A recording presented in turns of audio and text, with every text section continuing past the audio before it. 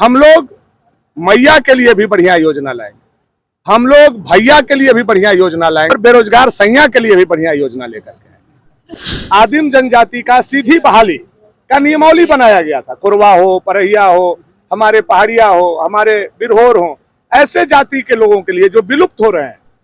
दुख तब होता है जब उत्पाद सिपाही में भी कोरवा का बेटा और बेटी को आप दौड़ाते हैं। और भाजपा की सरकार आएगी तो मैया योजना से भी बड़ा योजना, अच्छा योजना हर महिला के लिए हम लोग लेकर के आएंगे।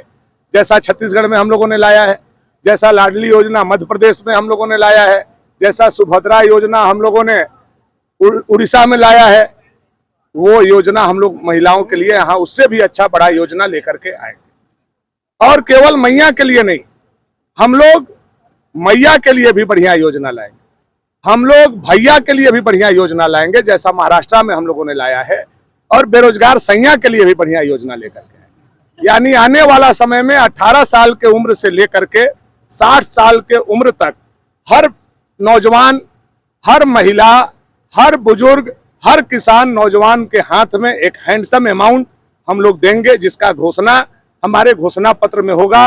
प्रधानमंत्री जी करेंगे, हमारे यहाँ के बाबूलाल मरांडी जी करेंगे, भारतीय जनता पार्टी करेगी। आदिवासी बहुल पंचायत को जोड़ने वाला यह पुल पचौर पंचायत और लवाही पंचायत का मुख्य मार्ग पर है। आज उसको लगभग 2 करोड़ रुपए के लागत से बनने वाला पुल का हम लोगों ने शिलान्यास किया है। उसके आगे भी एक पुल है, उसके लिए भी हमने अधिकारी को निर्देश दिया है, वो जा करके उसको देखेंगे और उसका भी DPR जल्द हम लोग बनवा करके उस पुल को भी बनवाने का काम करेंगे। भविष्य में हमारा यह निर्णय भी है और उस दिशा में बढ़ाया हुआ कदम भी है कि जैसे मैं डंडई से लेकर के पनघटवा तक डबल रोड बनाया हूं, वैसे ही लवाही से लेकर के पचौर होते हुए लावाधोनी घाट को चढ़ाते हुए चिनिया को डबल रोड से हम लोगों को जोड़ना है। इससे आने वाला समय में डंडई प्रखंड पूरे जिला से और हमारा छत्तीसगढ़ से जुड़ेगा और यहाँ चहुमुखी विकास हम लोग करने में कामयाब होंगे। तो इन तमाम लक्ष्य पर हम लोग एक साथ काम कर रहे हैं। क्योंकि सरकार हमारी नहीं है, सरकार हमारी जैसे ही बनती है, इस विकास को और तेज गति से हम लोग करने का काम करेंगे। बेरोजगारी झारखंड में ये सरकार जो घोषणा किया था कि 5 लाख हर साल नौकरी देंगे, 5 साल में 25 लाख नौकरी अगर मिल जाती तो बेरोजगारी झारखंड का लगभग समाप्त हो जाता। 5 लाख नौकरी के हिसाब से 5 साल में 25 लाख होना चाहिए था। आप याद कीजिए, रघुबर दास जी की सरकार थी, बाबूलाल जी की सरकार थी, अर्जुन मुंडा जी की सरकार थी, बहालियां होती थी। यही डंडई प्रखंड से कई लोग टीचर बने हैं, कई लोग डॉक्टर में बहाल हुए हैं, कई लोग पुलिस इंस्पेक्टर बने हैं, दरोगा बने हैं। लेकिन आप बताइए 5 साल के दरमियान एक भी आदमी चपरासी भी बना है डंडई प्रखंड का? यह हेमंत सोरेन जी ने सबसे ज्यादा अगर किसी को छला है तो युवाओं को छला है।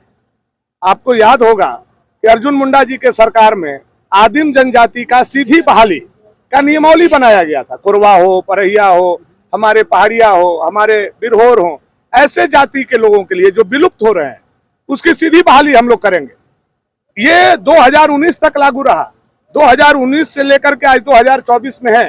पूरे आदिम जनजाति को भी एक बहाली में, एक सिपाही में भी बहाली नहीं किया गया। दुख तब होता है जब उत्पाद सिपाही में भी कोरवा का बेटा और बेटी को आप दौड़ाते हैं, जबकि उसको सीधी बहाली करना है, वो पढ़ी हुई है, उसका नियमावली है। तो आप आदिवासियों के साथ भी छल कर रहे हैं, आदिवासी के बेटा बेटी के साथ भी छल कर रहे हैं। आप बताइए, चपरासी का नौकरी, ये क्या बोलते हैं, चौकीदार का नौकरी आया और उसको SC को हटा दिया गया, SC का आरक्षण 0 कर दिया गया। सब लोग जानता है कि पासवान समाज के लोग चौकीदार का काम करते हैं। अब आरक्षण आप 0 कर दिए तो पासवान समाज कहां जाएगा? कैसे आपने ये किया? कितना बड़ा पाप किया आपने पासवान समाज के साथ या SC समाज के साथ? इसका जवाब तो देना चाहिए। एक तरफ आप आदिम जनजाति के साथ करते हैं, आदिवासी के साथ करते हैं, दलित परिवार के साथ करते हैं, तो सारे लोग नाराज हैं, सारे के युवा बेकार बैठे हुए हैं। भाजपा की सरकार आएगी, उसको बाहों में भरेगी और एक एक करके सारे पढ़े लिखे लोगों को बिना पैसा का फेयर एग्जाम करा करके नौकरी दिया जाएगा, जैसे पहले दिया गया है।